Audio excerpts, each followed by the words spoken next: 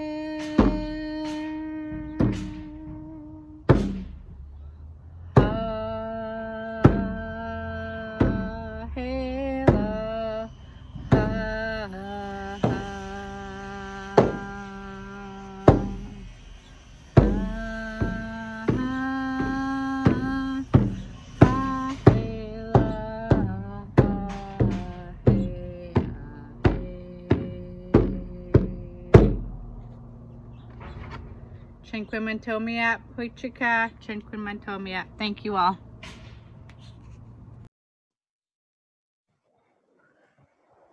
Hi, Sanakala and Sean Beaver, for all that beautiful work you have added to can start our event today, our very first IM4 webinar.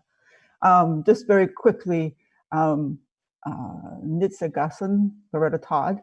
I am from different places. I am from the St. Paul de Métis. I am from Whitefish Lake First Nations. I am from Turtle Mountain in North Dakota, and also the Red River Nation settlement. So my people are Cree and Métis.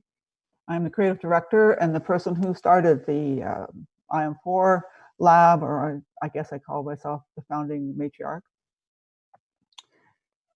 Kinanaskomotin for this day, and we pray for those people who protect the land and the water, and we pray for those who bring justice and safety for our Black brothers and sisters, and to Indigenous people and people of color everywhere who experience injustice and oppression. Hi. The IM4 Lab is about safety and love. It's kind of hard to think about that when you're thinking about technology. Where does safety and love come into technology? When we bring our languages into the world and we live our cultures, the more spaces our cultures and our languages can exist, we are strengthened. So TV screens and stop signs and maps and classrooms and bingo halls and pop songs and DJ broadcasts and all the places where we live and do the work that we do today, and increasingly now into the spaces of the immersive. When I envisioned the IM4 Lab a couple years ago, I envisioned it a place where Indigenous people could immerse themselves in acquiring the skills of making immersive, no questions asked. You didn't have to be an artist or be an art student, but if you were, then we would do our best to create an environment in which you could explore these technologies and integrate them into your practice. You could be a mother returning to the workforce after taking care of your family, or someone who wants to transition from one style of work to another. Or you could be a professor who is very knowledgeable about your culture and language, and you want to incorporate these technologies into your teaching and into bringing those skills to your community. Basically anyone. There's no prerequisite. You can come from anywhere. You can be a total technical person who is afraid about all technology, or you could be a complete total technical nerd. Doesn't matter. We welcome everybody.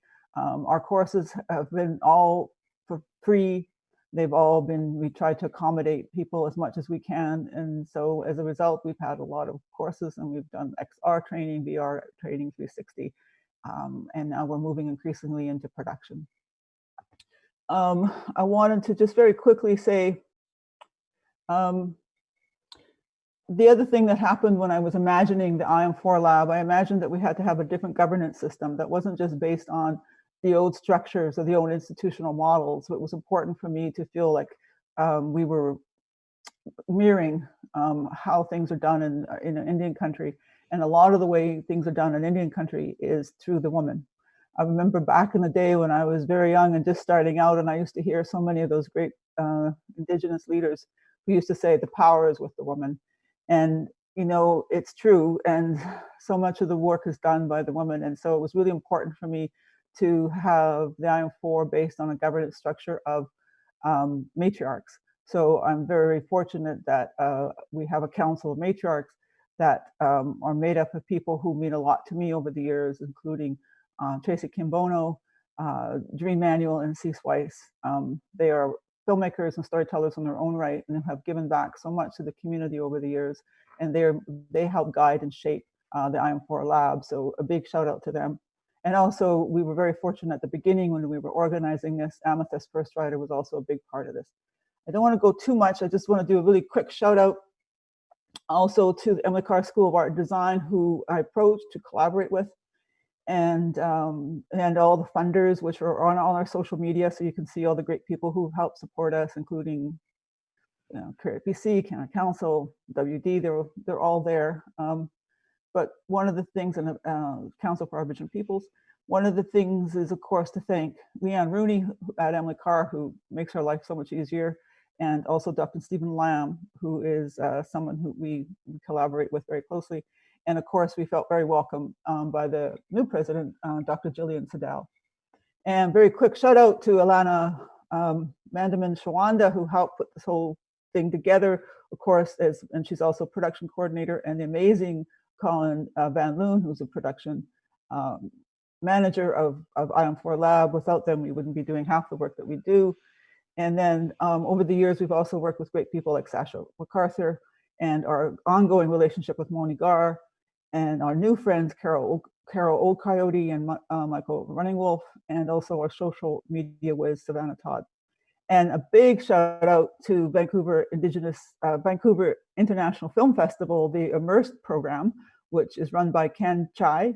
And he just opened the doors and said, come and hang out with us and we'll help you make this happen. And then also Clem Labo, who is the technical whiz who's making this all happen today as well.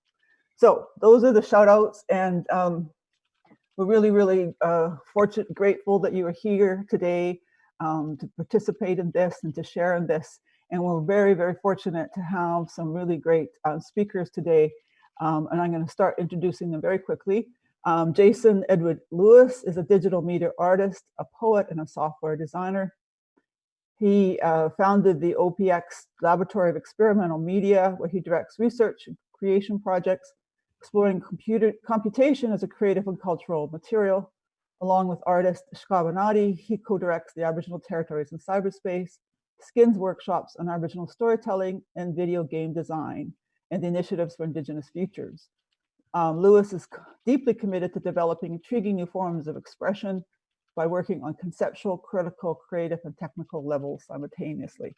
And he's also an old friend who I met way back in the day when we were just starting to have conversations about Indigenous, we called it cyberspace back then. And, you know, very fortunate to see all the work that he's been doing since then. And he will be joined by Dallas Flett-Wapash, who just graduated with his BFA, who's Salto from Kisisikus First Nations. He is currently based in Brandon, Manitoba, working in game design and other interactive art forms with Unity. Dallas has previously attended one of the IM4's workshops that we did in Winnipeg, and he will be instructing a course on Friday at noon, Vancouver time, in augmented reality within the Unity game engine. So those are the great people who helped make this all happen, and I'm sure I've left somebody out, but if I have, I really apologize for that. I know there's been great students we've hired, and they're missing. I have to do a shout out to the Aboriginal Gathering Place at Emily Carr, because they also been very supportive of us. Brenda Crabtree, and now Connie Watts and Michelle, because they've been very, very supportive of the work we do. So when we envisioned this day, we had a previous meeting, and Jason and Dallas got together, and I said, okay, what do you guys, how are we going to create this dynamic? How are we going to create this exchange? And what is it that excites you about your work? What excites you about the work that you do? And they just went off and found a really good place to have this conversation. Jason was particularly interested in somebody who has been working in tech since the 90s, what it's like to be a new person coming into tech these days. What's that, what's different, what's the same? And then, just as people who really love to create and love to have fun, I think that's one of the things I looked at Dallas's work, his Bannock game. It's fun. I know the work that Jason does with Gavanati. It's very serious work. It's dealing with, creation stories. It's dealing with, serious relationships to colonization. But there's also a sense of beauty. There's a sense of fun. There's a sense of this sort of continuum between long ago to, the fact that, we will exist forever, that we're timeless, and that there is no beginning or end to us. The kind of context in which we come into this discussion, and I'm going to now fade into the background, and they're going to come forward, and you're going to be able to have this exciting time with them. They will be sharing their work, sharing the conversation, and we also welcome your comments and your questions. So thank you, and if I've forgotten anybody, I will remember them by when we finish today. Hi.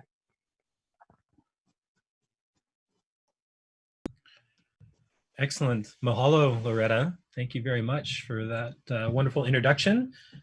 And thank you, everybody who's helping make this happen this evening. I'm really excited to be here and be in conversation with Dallas. Loretta's introduction, Dallas, made me think of a question which, she's talking about the IM4 Lab and how she's sort of structured so that anybody can show up and sort of enter into the technical realm.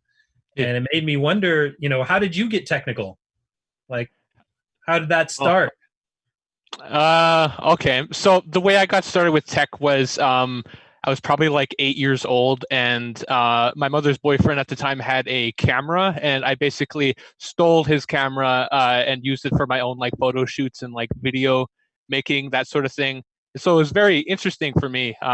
We had like this really old computer from probably like the 90s at that point. It's like those really beige blocky computers, and so I got a USB and connected that camera like right to the computer and started like using like Windows Movie Editor, Windows Movie Maker or something like that to just plop in all of my files and edit them with like rainbow style like visual effects and stuff like that. But then eventually, like I was asking, rainbows. What's that? Unicorns and rainbows. Yeah, unicorns and rainbows, and then like a bunch of title cards everywhere. I don't know, acting as some kind of form of captioning. But yeah, that's how I got my start. I basically asked her like after a couple months, hey, could I get my own camera for making my own videos and stuff? And so yeah, she got me this nice little this tiny little black camera for me to just use. And so yeah, for the next few years, I was pretty much just like really into video editing as this like super young 9-year-old, just like having no idea what to make videos about. Make videos about the stupidest things, the smallest things, but just any way for me to like get working with technology. And so yeah, that was probably like the most valuable experience in my life leading up to like post-secondary, because at a certain point in my life, I went to move away from my folks and come here to Brandon, Manitoba, and take my studies at like Assiniboine Community College and then Brandon University for their like interactive media arts program. And so, yeah, that's where I got like my background with more technical skills like coding and things like that. And one of the things we talked about the other day is you said that you like interactivity, right? So thinking in terms of like, comparison between what you're doing now and sort of what you started off doing. And I'm always interested in kind of what the attraction is to creators, because it's also thinking about like, why, it takes a lot of work to make things interactive, right? I mean, it takes a lot of work to make film and video as well, but one of the questions I'm always asking myself is, is it worth the effort to make this move? Is it worth the effort to make this react to the user? Or could I use a different method that's passive media that we're used to already? And so I'm wondering what the attraction is for you. Yeah. So yeah, when I was starting with those videos there, I found that I was like wanting to like get something more out of it like in the future. Basically my whole life I've played video games and was really I don't know, it's a safe place for me to sort of just interact with these these fictional worlds and things like that. And so something like that I was wanting to sort of pursue like pretty much since I was 10 years old. I say that as if I'm like super old now, I'm only 22. But like I wanted to basically make video games from a young age because I wanted to create like sort of a safe place for like just interacting with my own culture and identity and my language, that sort of thing. Because those were sort of like missing elements from my life growing up, mainly for like systemic reasons and things like that. And so yeah, it was important to me like moving forward when I went into my post-secondary career that I start looking into like making interactive spaces that sort of like not just present topics like culture and language and identity and things like that, but was also creating like a safe space for it, like free from judgment, just because like I personally know what it feels like to sort of you know dive headfirst into this big chunk of your own identity and not really know how to engage with it and that sort of thing, and sort of just like figuring things out as you go along. And so yeah, that's part of the practice, and it's also like part of the reason like when I'm making these interactive spaces I want there to be like an emphasis on fun and levity, is because yeah, I just want it to be a safe space for people to engage in. Yeah, it's tricky. It's very tricky, I think, sometimes to two things. One, it's tricky, to kind of engage sometimes with serious subjects, but keep the humor, right, and the sort of the humanity to it. Yeah. But I also think that, one of the things I look for when I'm seeing a piece of media about Indigenous people and I'm trying to figure out whether the creator is Indigenous or not, is that it feels like 9 times out of 10, if there's like no humor in it, then it's a non-Indigenous creator, right? Yeah. That the humor I find in my cultures and the cultures that we interact with, humor just is threaded through everything, even some of the the most kind of the darkest parts of the history or the realities of what are going on right now. There's still that humor kind of helping carry us along, and it seems like it's something that non-Indigenous people kind of maybe they don't get, or maybe they're afraid to they feel like they can't laugh, right, or they can't make the viewer laugh. So yeah, I think trying to like keep that present in the work that we do is both a challenge but also a necessity. Yeah, definitely. I think like that's part of the creative process, is just like, learning to be comfortable with like, certain things in life and just learning to laugh from them. Part of like what I do is just take a step back and like get some insight from other people's careers and stuff like that to like see how they're approaching like informational technology and things like that. On that note, I was sort of curious just to hear like where you started, like in terms of post-secondary or your technical journey, that sort of thing. Yeah, so we had one computer in my high school. This is how old I am. We had one computer in my high school, and we had 2 families that had a computer at home when I was in high school. The doctor's family, so the rich guy's family, and then the super uber nerds family. And so I really didn't work with computers at all before I went to university. And then I got to university and I was at a place, well, it's funny story. So my mother saved and scrimped for like years to buy me a graduation present from high school. And what she bought me was an electric typewriter, this beautiful Brother electric typewriter. And it was such a fantastic and wonderful gift because my main thing has always been sort of writing and poetry. Yeah. And I took that off to university. I used it the first semester. But then over that Christmas, the university brought in the first Macintoshes and laser printers. And it never came back out of the closet after Christmas, because I started using those in the library and, fell in love with the convenience of them and the beauty of the topography and all those different things. And then also at the university, I had to take a programming class as one of the just core requirements. Yeah. And so I took one of the introductory programming courses, fell in love with the idea of programming and sort of how it's magical, right? You write words and then things happen. It's like, whoa, really? This is amazing.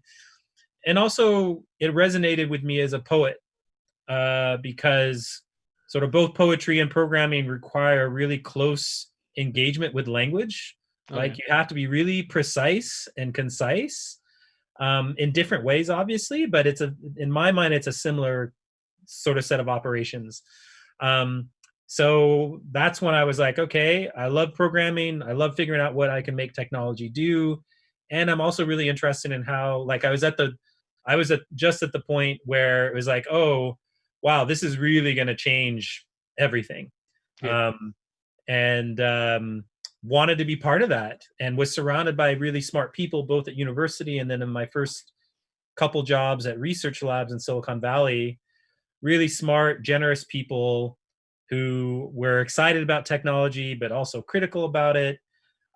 Were magicians, could make amazing things happen with software, with hardware, and were also interdisciplinary. So it wasn't just engineers, it was scientists, those physicists and neuroscientists and linguists and philosophy people, and really kind of encouraged me to think about this technology, in terms of its human dimension. Okay, there's these really great things we can do technically, but what does it mean to put it in front of a person? What does it mean to make it part of our everyday communication? And what does it do to us? And how can we make it, how can we make it sort of better for helping us communicate with each other?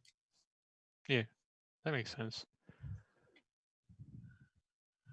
Yeah, and I think, and then the net, World Wide Web didn't debut until after I was actually out of university, right? Yeah. So that was like another big, step of like, okay, this is really going to change stuff. Yeah, that was a thing to study for.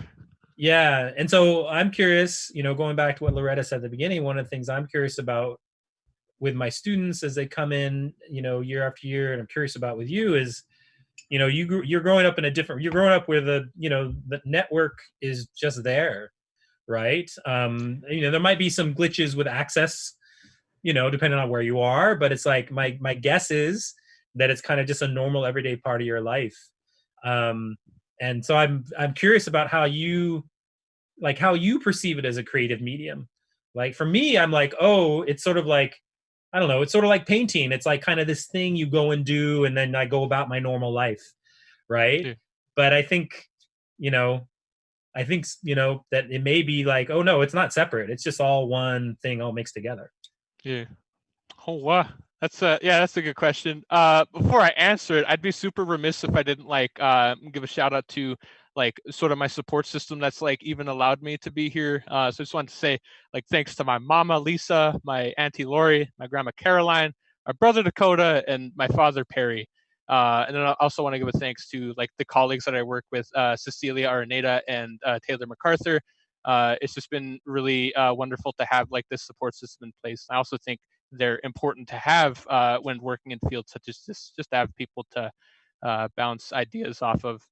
And so, yeah, to answer your question on what it's like to live with digital every day, I guess I could sort of paint a picture here because I don't know, maybe there's something to be gained from it. But as soon as I wake up, maybe 5 minutes into the day, I'm on a YouTube video and I'm letting it play as I'm making breakfast or doing my morning routine.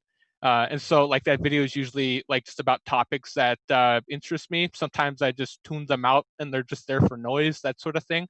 But yeah, as soon as the day starts, I'm just right into technology, and especially these days, I'm kind of working with them all the way throughout. So I guess I use technology in both a digital or no, in both I don't know what the word is, but it's like something that you would use to just keep yourself comfortable like all day, but then also like a means to sort of express yourself creatively. And so, yeah, that's a lot of what I use technology for in my day to day. And it's kind of that like reaction with technology that I'm like, that's like a motivator for me in working. And so, like, part of the idea behind this Bannock game is that I want to sort of make this mobile video game that little kids are able to sort of implement into their daily lives as sort of like a mental exercise of being immersed in the language of Swampy Cree. Just because like I think that's something that like I would have appreciated growing up, just having like I don't know, these short 5-minute bursts to just be in this realm of like a different language, and you know, being able to sort of interact with it, even if you know, your mental capacity is not totally there. Like it's just something that you want to play and sort of be in for a little while. And so yeah, that's one of the bigger motivators for me working on that that Bannock game.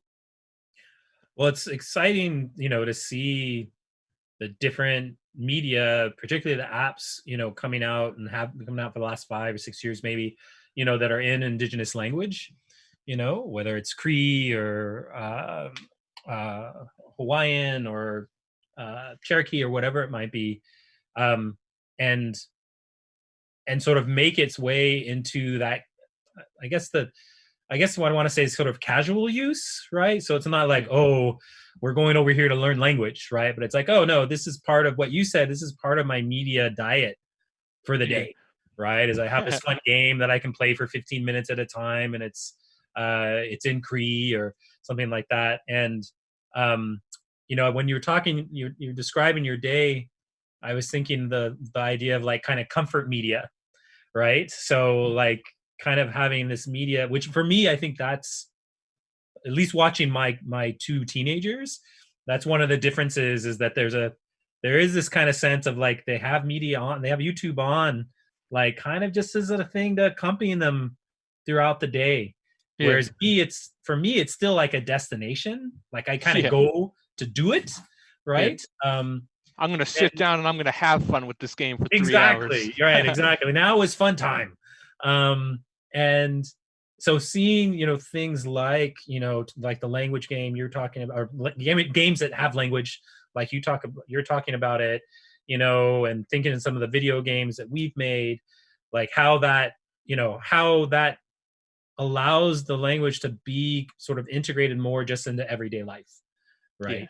And I think that's really, really important. And I was just before this, Joseph Erb, who's a Cherokee animator, was running a live conversation on Zoom that I sat in for the first half hour until we came over here for the tech check. Yeah. You know, and it was really great because he just released a game in the Apple, the App Store, and the Google Play Store, a Cherokee language game, you know, that he's super excited about because it's all in Cherokee. And you know, and that's the sort of thing that I think is going to really help, you know, as we go through these different language revitalization efforts, you know, is creating that kind of fun, engaging media that's just knitted in to the, you know, everyday fabric of life. Yeah. Okay. I think like to provide just some sort of context as to like what I'm talking about when I say Bannock game, I think it'd be helpful just to like sort of share a clip from it. And so yeah, I think that'd be super awesome, just so I could like speak more candidly about it.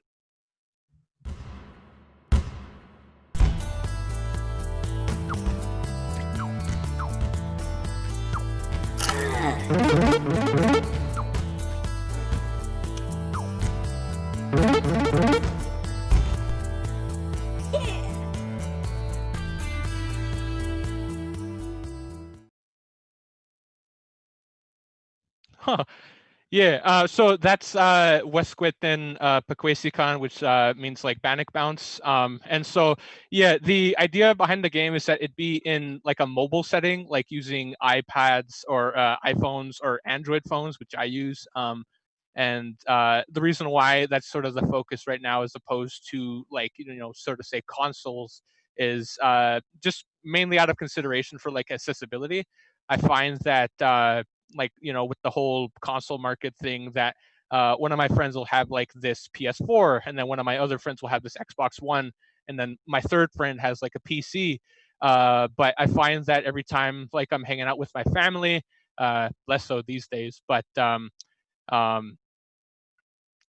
I always find that when I'm like speaking to my nephews or my nieces, they always have like some sort of you know, digivice that they're able to be using, and so yeah, that's part of why I want to put it on like a place like that. It's just because it's so accessible, especially to younger kids, and so yeah, I would have loved to be exposed to my language like in a much more involving context when I was a kid, and so I'm trying to work towards creating that sort of space for someone else.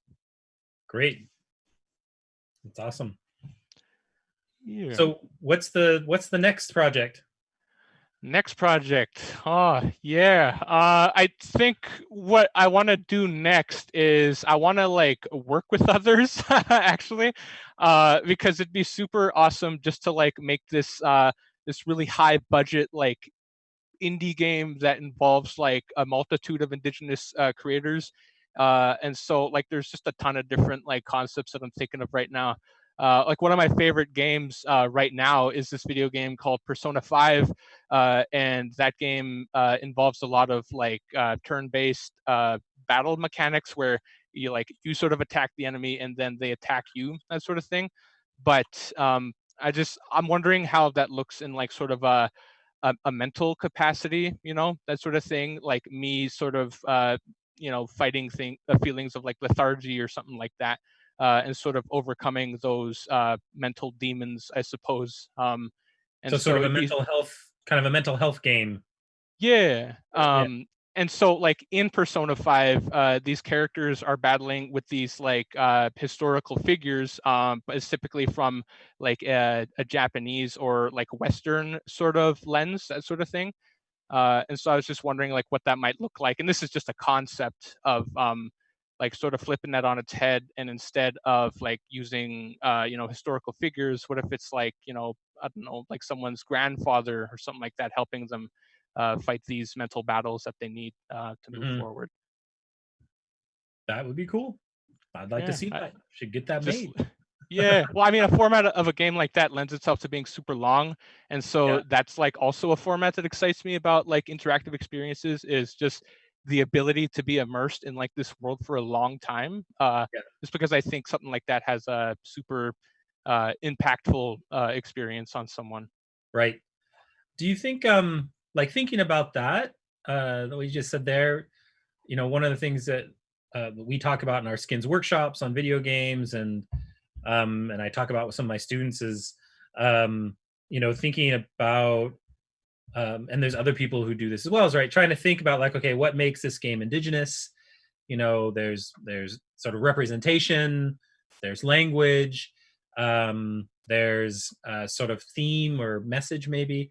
But one of the other things is gameplay, right? It's sort of like thinking about how you progress through the game and how that might reflect, you know, indigenous values. You know, so one of the, you know, the first game that was made in the game that was made in the first video game workshop we did in Hawaii in 2000, the summer of 2017, Mhm. you know, it was sort of like it was a Kanaka in space, a Hawaiian in space Mhm. story, sort of kind of space navigating, you know, based on the long traditions of long distance voyaging and navigating by the stars in the Pacific. And you know, one of the kind of the first round of thinking through that, right, is people, you know, kind of went to the kind of old trope of like, you know, go out into space to find planets and like reap their resources, right, so that you can fuel yourself or your ship or something like that. And it was really interesting to kind of watch the conversation evolve, where people are like, okay, well, wait a second, Yeah. right, we're living in a territory, you know, our territory suffers from over exploitation, you know, and by people who are not us. And Yeah. we actually have a history of managing the land, you know, managing the abundance for everybody. So what if we take that kind of way of thinking and that way of playing a game into space. What does that look like, right? And so instead of like visiting these different planets so you could like pull the resources from them, it was like, oh no, actually we're visiting these different planets so that we can exchange knowledge with the people who live there, right? Yeah. And we're going to give them something that will maybe help them live better, and they're going to give us some information that's going to help us kind of get further along our goal of finding this person.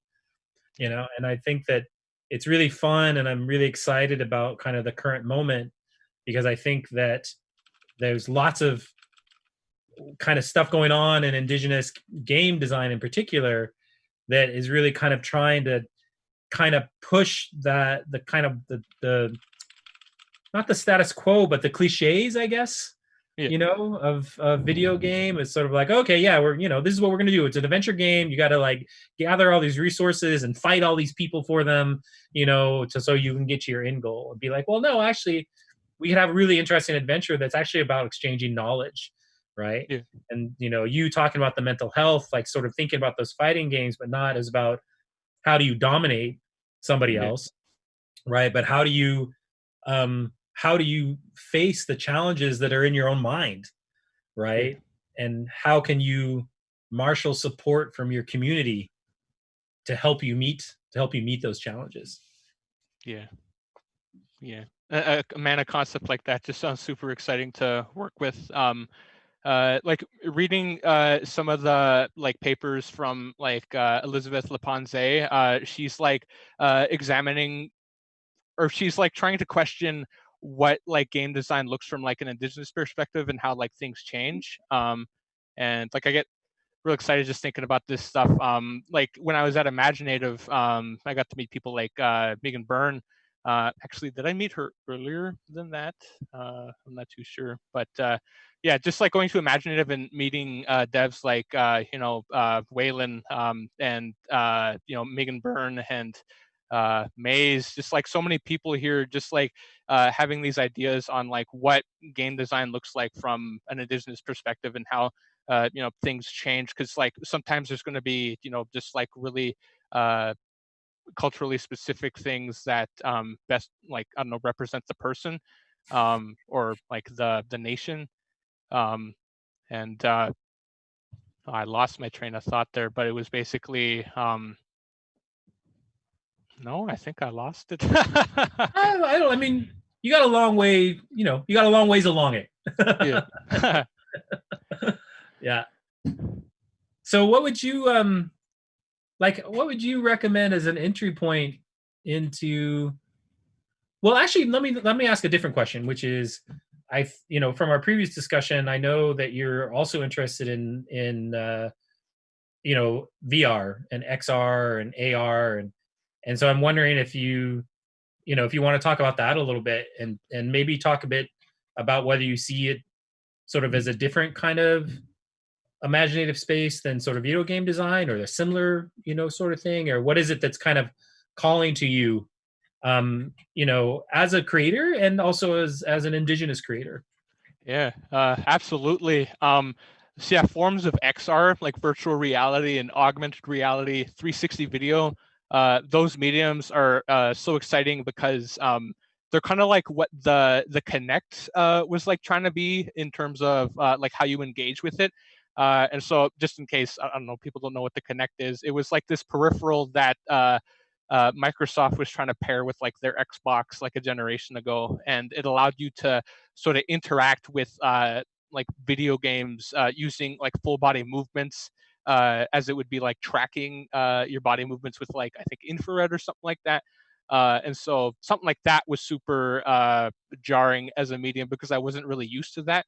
I was used to sort of sitting on my bed or my couch, just like using my hands to interact with this video game, and like not feeling like I don't know, like I had a physical presence in that space. But that really changes when you have these other systems at play here, like augmented reality, where you have to like move closer to the thing that's like being augmented, or virtual reality, where you're able to like not only see things from a different perspective, like a perspective that lines up with your real life one, but also being able to interact with them via like your hands or even your legs. I think they had peripherals going for that they would attach to your calves or something like that. A little weird, but also like just sort of exciting to engage with these spaces in a new way, because I feel like there's a level of immersion that you can reach like with technologies like that, partly because of the peripherals, but also just because of that sort of bodily sensation of like moving and having your avatar, I suppose, like reflect those movements in that space. But yeah, totally what you're engaging with is like a totally different like ballpark. But I think like the way you interact with the medium is what's exciting me right now. And so that's something that I'm like currently looking at in my practice. So I say like my practice right now has a lot to do with just examining language, just because like it was a missing component of my life and I want to like fix that. I want to change it and sort of like work towards like language revitalization, not only through like, you know, efforts of making things, but by practicing it in like my day to day. And so like, I just wonder what engaging with language looks like in interactive spaces, especially with like languages that are like so literal, like, you know, he's standing over there or he's pointing up high at that thing. I just wonder what something like that looks like in an interactive space. But what are your thoughts on that? Yeah, it's I mean, I find it both really compelling, but also really kind of awkward at the same time. Like in the sense that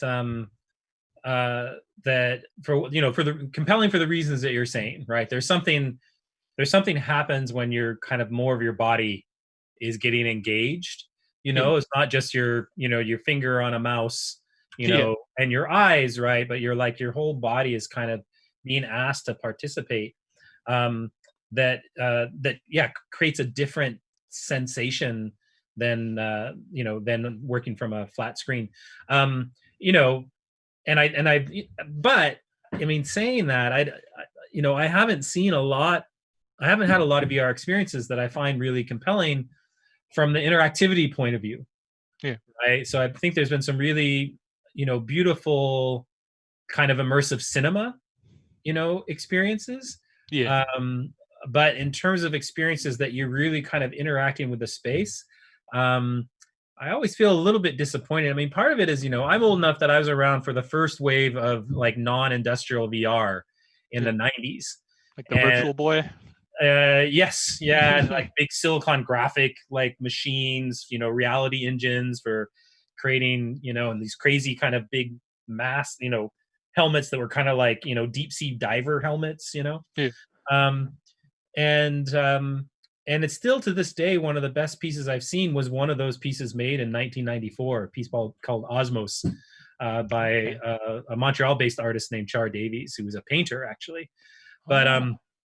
uh, and that's because the interaction there is partially based on her experience as a scuba diver. So you Yeah. use your breath to sort of move yourself up and down through the space, and so it really focused you on your body, Yeah. and really focused on like you know, a healthy dynamic in your body to focus on, which is to breathe, right? Yeah. And sort of meditative. And I mean, goodness gracious, it's 30 years later, and I don't know if I've experienced anything that's as good as that piece, right?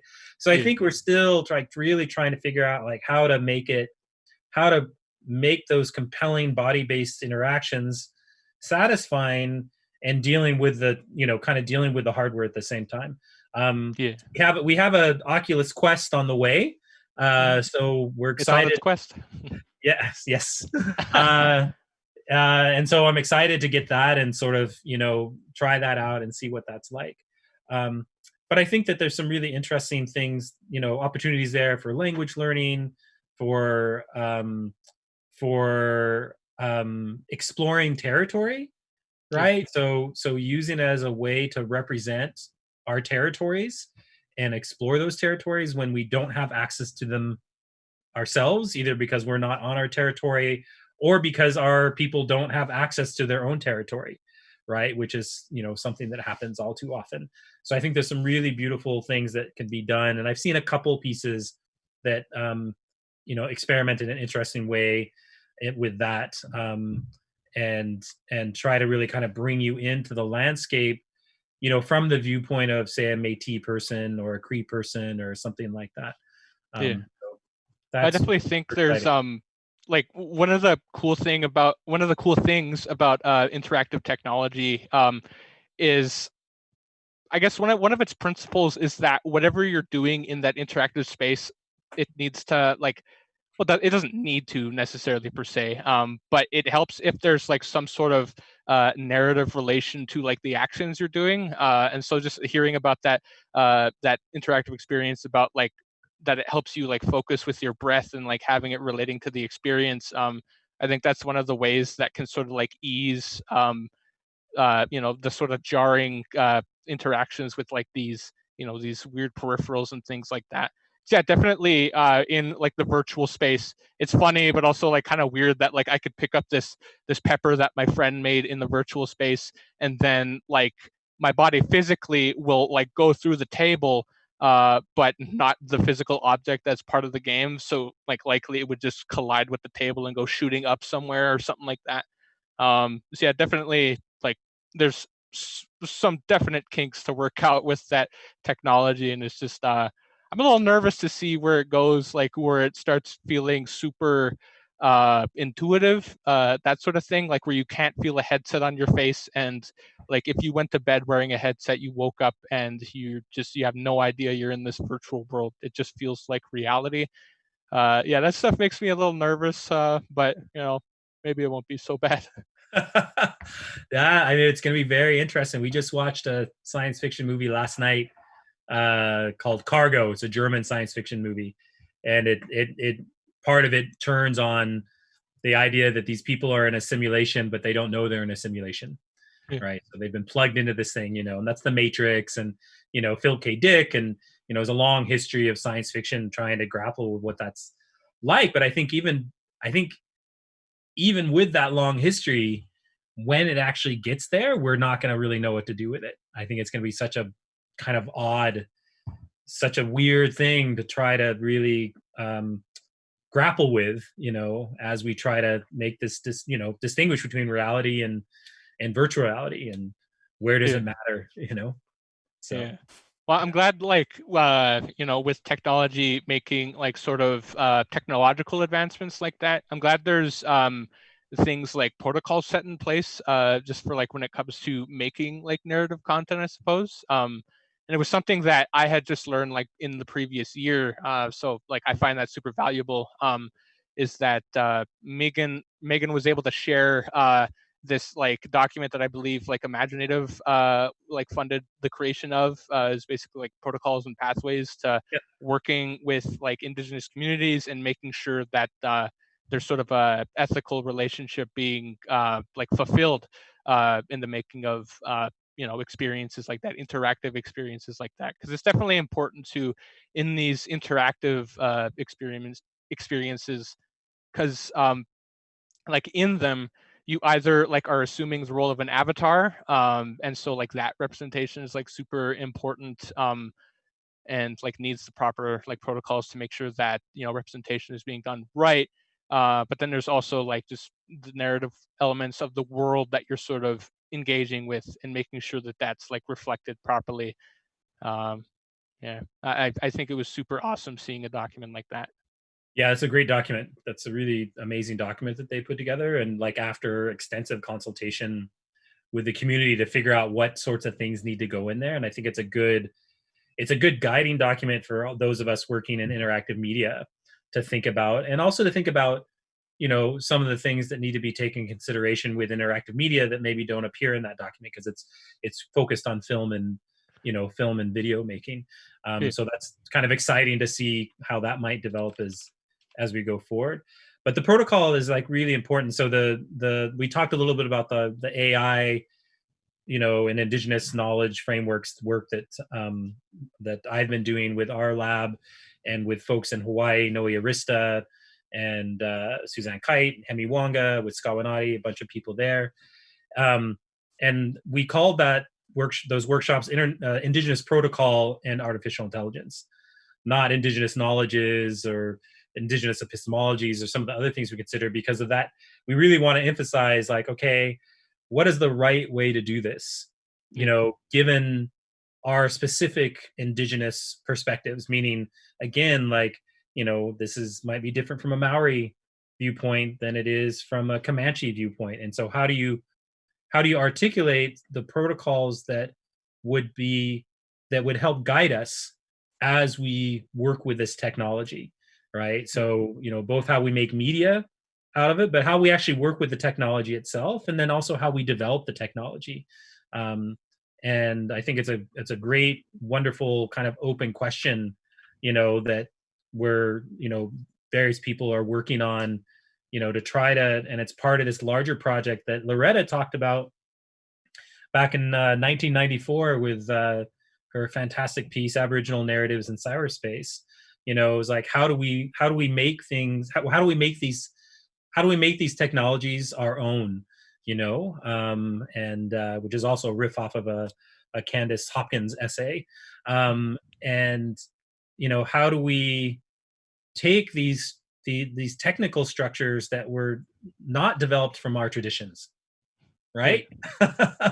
Yeah. You know, how do we take them and make them our own so we can use them to tell the stories that we want to tell? Yeah. One of the last papers that I wrote for my BFA was about specifically like cyber powwow, and so that's how I like got to learn more about you and Skawanati. And it was like super interesting to see this like investigation being made of like how to engage with the internet and like use it for our own purposes, that sort of thing. And so I was really just, I don't know, I was kind of gushing about it for like the whole 10 pages of the paper, being like, yes, they're making the correct observations here. They're allowing the means for people to be themselves in a manner that they, you know, want to be. They're letting like the language be open and free by letting them like speak whatever language that they want and that they need to be speaking. And so, yeah, like cyber powwow was totally awesome, not only because it allowed people a space to be themselves, but because it also just like was willing to share information that was willing to be shared on like a, you know, public format for, you know, people who were just curious about, you know, more about themselves and that sort of thing, and knowing where they come from. That's great to hear. I mean, cyber powwow really set the template for the, a lot of the work, or some major threads of the work, you know, that we've done since then. And it's nice actually, because Skawanati is actually sitting on the other side of the table from me. So it's always nice to hear, you know, that work remembered for, I think, some of the seminal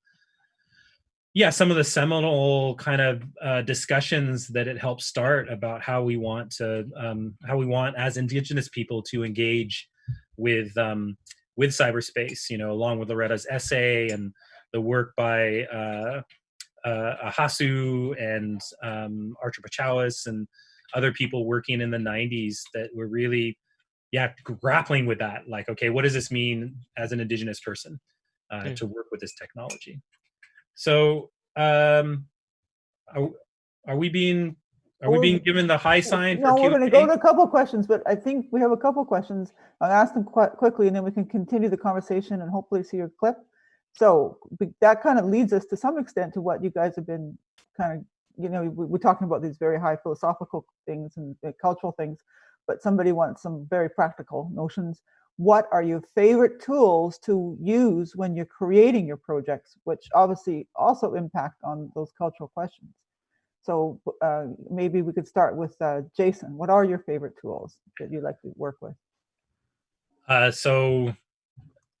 My favorite tools right now is a tool called Scrivener, which is an application that's used. It was originally developed to help with screenwriting. So it allows you to it kind of provides you a creative space to make notes, organize notes, write longer texts, organize those longer texts. and make links to websites and things like that. So for me, that's kind of my happy space, because I can like pull everything together and have it all right there and sort of figure out what I want to do. And I use that for creative work. I use that for writing work. I use that for software development work, at least in the initial stages.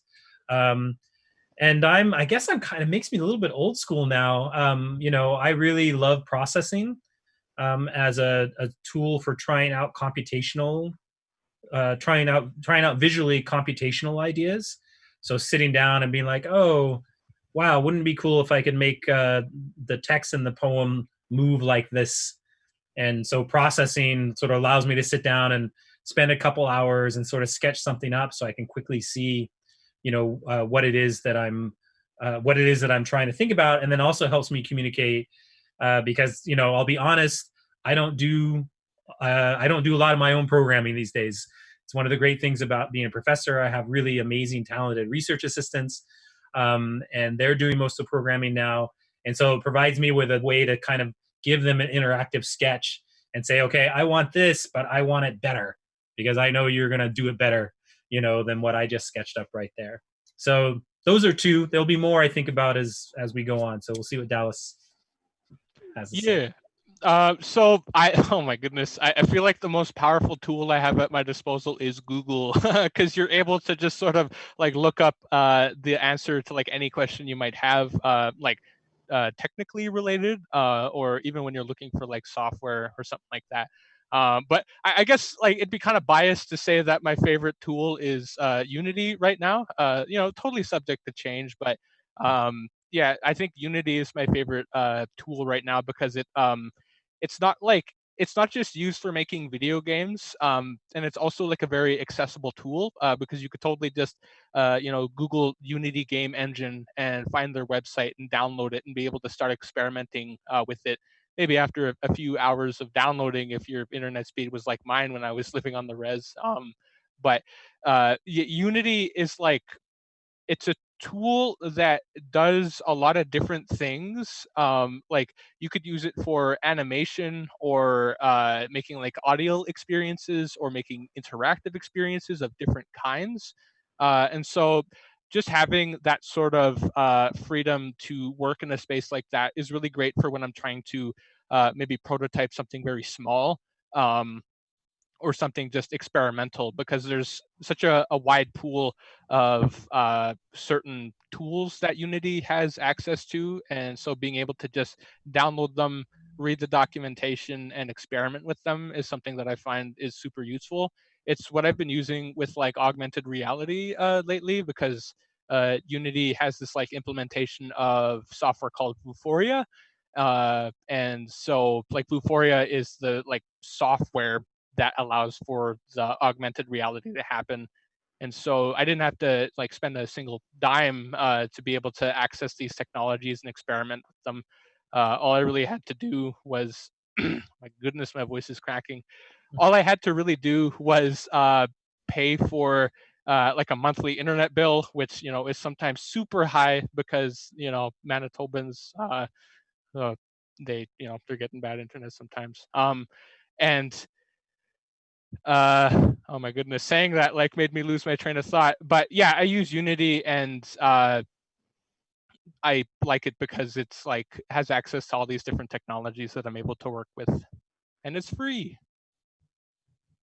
Yeah, it's pretty amazing. We use Unity as the core tool in the workshops that we do. It's free, yeah. Amazing community, and people. It seems like kind of a pretty. It's not an easy path, but it seems like it's an accessible path into programming and creating for people. So we're big Unity fans. They actually have their Montreal studio is actually just around the corner from us. So. Oh, that's cool. I was talking to Travis Mercredi today, and he was just telling me that Unreal Engine is like super awesome, and so I might be taking a look at that in the future as well. All the game engines. Yeah, all the game engines. I mean, it's interesting, the Unreal, everybody's excited because it's super hyper realistic, like almost cinematic realistic. But yeah, I'm always like, God, we're putting all this energy and time into recreating reality. Like, let's make tools that, let's like get excited about like the unreal stuff, funny Yeah. enough, given the name, right? But the surreal stuff and the things we can't actually have in this world. So, Yeah. but. Okay, I'm going to hop forward to question 3 and go back to 2 if we get a chance, because it's about funding and I can probably answer that best. But any suggestions for programs or tools pertaining to 3D modeling at entry level? Who wants to answer first? Well, we use Blender in our workshops, and it also seems to be something. It's free. It's also got a great community around it. So there's lots of videos online. It has its own tutorials, and we have been using it for 3 or 4 years now, and found it to be just a great tool, both for beginners to get them excited about 3D modeling and into 3D modeling, but also for our highly proficient students who are actually training on Maya. But they come to do Blender so they can help us teach. And after a little bit, at first they're like, Blender, but after a little while they're like, this is pretty dang good, especially for free. Yeah, I think Blender would have been my answer too. I personally haven't had much experience working with like 3D modeling softwares. Really, there was just a couple months that I was working with Maya, and that was because I was a student and like had certain privileges as a student. Yeah, student. That's the right way to say it. But I know Taylor MacArthur has been showing me some of the work that she's been making in Blender, and it's incredible, man. Like these 3D graphics that you're able to make with softwares like Blender is totally awesome. And I feel like that's like also like an important consideration to have for like creators who are kind of in our shoes, is that it's important to find like software that's like either free or a one-time purchase, because that that paying once a month sort of thing can be sort of a challenging barrier, especially if it's like a build annually kind of system, because you have to wait for that funding to come in to be able to access those technologies when you really just want to get into it. Okay, I'm going to hop ahead. I'm going to go to question 4 with it. What kind of tips would you have for creating the visuals for time travel? Any tips on how to make the slipstream of time travel something visual? I'll let Dallas take that. Stream of time travel. I'm not entirely sure I understand what those words mean. But if I was to do time traveling, I'd probably use like portals and like really cool squiggly line effects to sort of convey the idea of things moving. Maybe you put some PNGs of clocks with those squiggly lines, and I don't know, maybe make things black and white to like indicate what is the past and what's the future, and things like that. But definitely, like, I think the most broad advice I could give is that if you're wanting to sort of convey a certain aesthetic, it's just wisest to sort of see what other people have done in regard to communicating that sort of idea. So maybe like watching some time traveling movies can best convey ideas of time travel, like Back to the Future or even Avengers. I'm sure there's something related to time travel that could be related to Slipstream. Cool. Well, when I think of time travel, I think of Scott Benesine-Bandan's VR piece, Blueberry Pie in the Martian Sky, or Under the Martian Sky, and and sort of he uses a number of different techniques to sort of communicate, sort of kind of moving through a wormhole as kind of the way of doing the time travel. Using kind of a lot of things where you're sort of moving through these concentric kind of shapes and sort of constructs to communicate this idea of you sort of moving from one place to another in time as well as in place. But yeah, watching lots of time travel movies is a good way to well, yeah, definitely like time itself too is like perceived in a different way, like depending on your upbringing. Sometimes it's a very like cyclical kind of time structure where it's not just a beginning and an end, but there's like a sort of revolution that happens in between that, where it's sort of similar events repeat themselves. And so I don't know, maybe looking at time in a different sense, where there's not just a beginning and an end, but like, you know, there's this generation and this generation and a generation to come.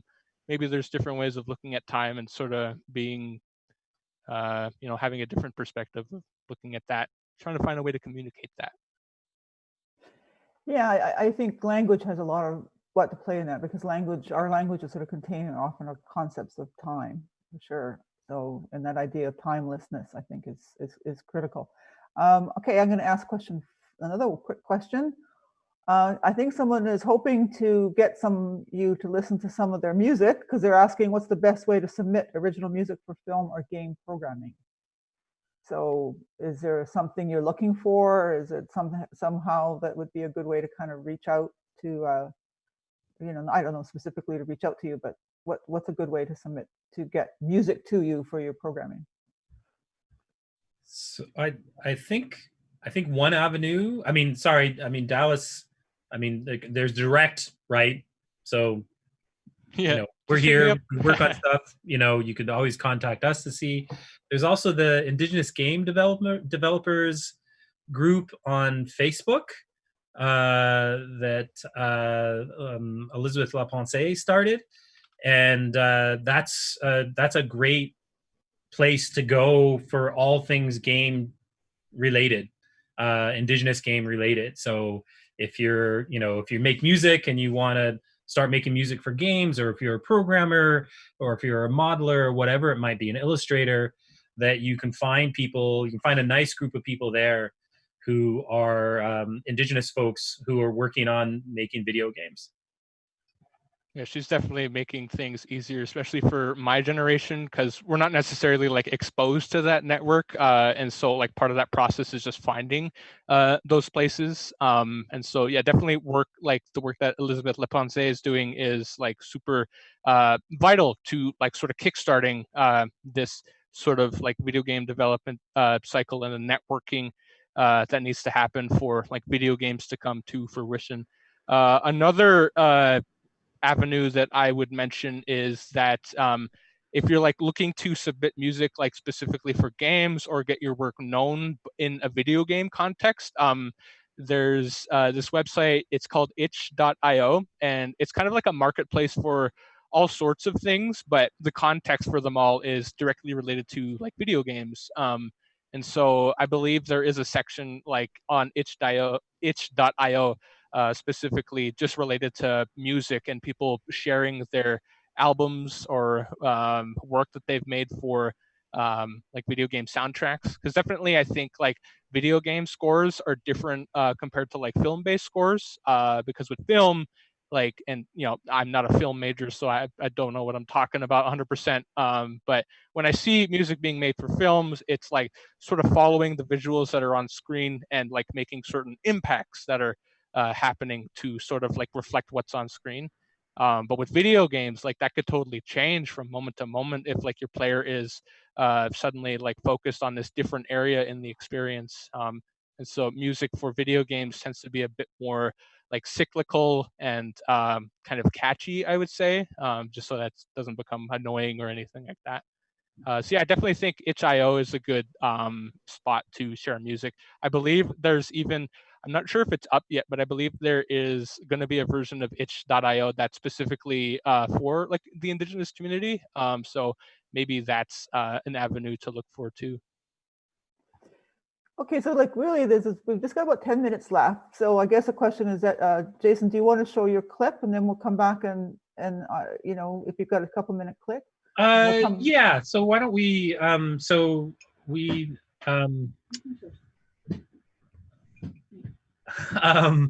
show, can we show actually She Falls for Ages, like maybe a couple minutes of that, and I'll talk a little bit about it while we queue it up. Is that okay? Clem, is that good? Yeah. Okay. So this is a machinima by Skawanati, produced by Aboriginal territories in cyberspace, and this is a retelling or a telling of the Haudenosaunee creation story, and she uses the medium of machinima. So machinima is machine cinema, so where you use virtual environments to create film, basically. And this is a 19-minute, 20-minute machinima of hers. And basically, she sort of imagines Skyworld, and sort of kind of imagines the whole telling of the story, and where Skyworld is actually futuristic, rather than what's the opposite of futuristic? Pastic? Pastic. Historic? Pasteristic. Maybe that's the right word. Yeah, historic rather than historic. Pasteurization. But the issue is it's still the futuristic embeds the history and the historic in it. So we'll just play the first couple minutes, and maybe Clem, I'll put a thing in the chat when it's ready to cut. Okay?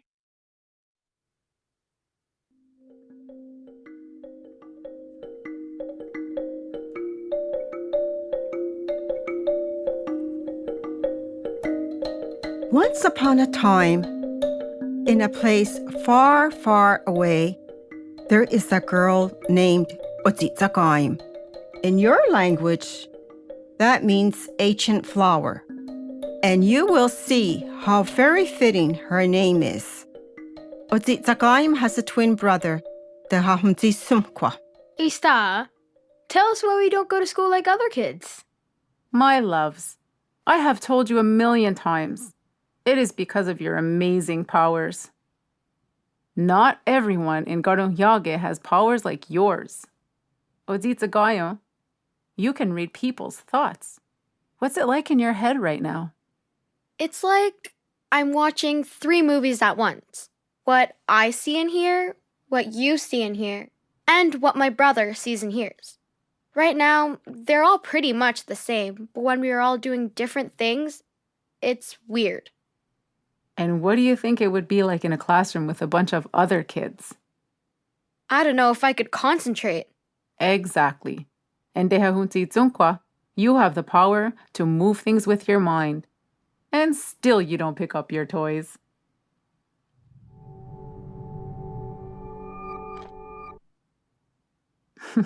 Thank you. But imagine you decided to do that to a real person. People would be very afraid of you. So afraid that they might want to take you away from us. You kids need to be kept apart from other people until you can learn how to use your powers wisely. How do we even get these powers, Ista? I don't know. Maybe because you two are twins and you are the children of a twin? I do know that when you were born, each of you had a special sign that told me that you would be different. Dehahuntitsunkwa, you were born with your amazing birthmark, just like my brothers. And Otsitsakayo, you were born with the amniotic sac still around you. It looked like a veil. Visitor approaching. Allow entry.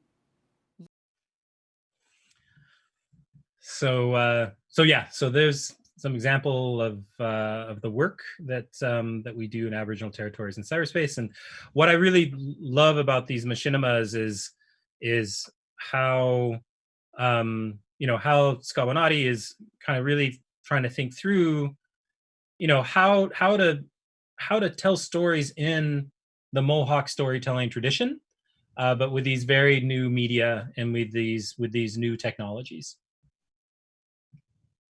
Cool. Well, I'm going to have to, the question that someone asked about where to get funding, one of the things I would suggest you go to, there is a cultural services, BC Cultural Services has media arts funding as well as Canada Council, but BC Cultural Services is actually fairly accessible.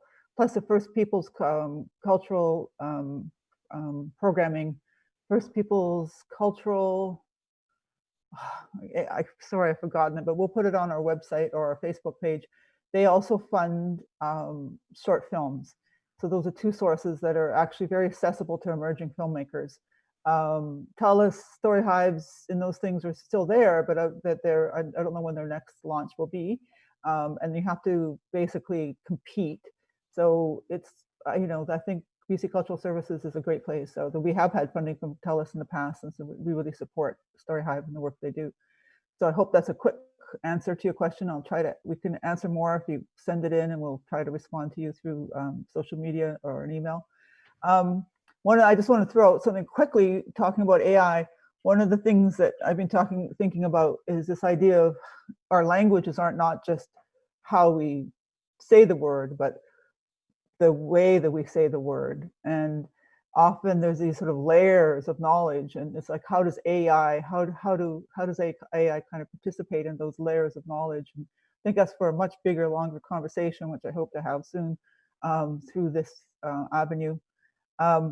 But very quickly, I have to thank everybody for being so amazing and sharing your knowledge so freely and so respectfully and with so much care and love. It's obvious that you really do love the work that you do. And it's so exciting to see that in circling generations, there's this idea that the knowledge, there's always learning, lifelong learning. I think that's one of the keys to Indigenous culture, is that we're always learning. There is no end to our learning, and there is no end to our contributions back to our communities. That it's a process that is always ongoing, and it's so exciting to see that as in circling generations that we see that process going on from in its many layers.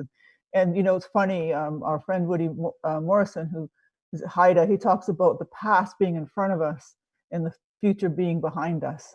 And I think that's an interesting way of looking at time as well.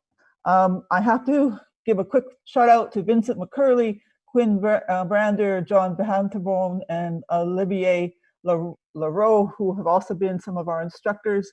And again, I'm probably missing someone, but I'm supposed to do a shout out for all our funders. And those include Congress of Aboriginal People, Western Diversification, Center for Digital Media, of course, Emily Carr University of Art and Design, the Canada Council, Creative BC, and I hope that's everybody. So there's any sort of wrap up comments that either of you would like to offer before we're going to be shutting down at 6:30? Oh yes, Discovery Foundation. That was another one of our funders who helped us with a project called Mentoring for Matriarchs, which is still ongoing. Well, I want to say mahalo, thank you, Loretta, and to your crew.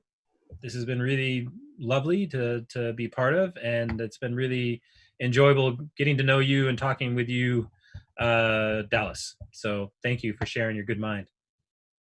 It's been good talking to you too, Jason, and thank you, Loretta, for sort of, I don't know, reaching out to get this whole thing set up. So yeah, I guess words of wisdom that I'd end it off of is that, like, totally when you're working with interactive technologies, just quickly experiment and get some ideas out there, even if you consider them garbage. Like, there's definitely something to be learned even from the smallest of experiences, and there's definitely some tools out there that are like free and accessible. So definitely take advantage of those if you're able to. Yeah, I think that there's, we're going to have more of this. And if you want to meet with Dallas, he's going to actually do a workshop on Unity and working on augmented reality. And I'm sure he'll be talking about gaming as well. So you'll be able to, walk through, what Unity can do and, how to experiment with it, how to use it. I know some of our people who might be attending may already work in Unity. But you're welcome to be there as well. And those people who've never worked in Unity, please also come and listen to Dallas. You can tell he's a lot of fun. He's got a lot of experience despite his young age. And he's really excited about what he does. And so I think that's one of the keys to creating work, is being able to be excited about the work that we do. So thanks, everybody. Like I started with by saying about love, and I'd like to send out love to our ancestors and to our grandmothers and grandfathers for bringing us safely here so we could share in this knowledge. And I thank you for coming to be part of this. And please return. We have some more exciting webinars coming up with some more amazing speakers. and there are more hands-on workshops that they will be giving. And this is our pivot to online, but we're not just doing this. We're going to continue to find new ways to bring learning to you guys and bring it out to our communities. So thanks so much. Hi, and be safe. Hi.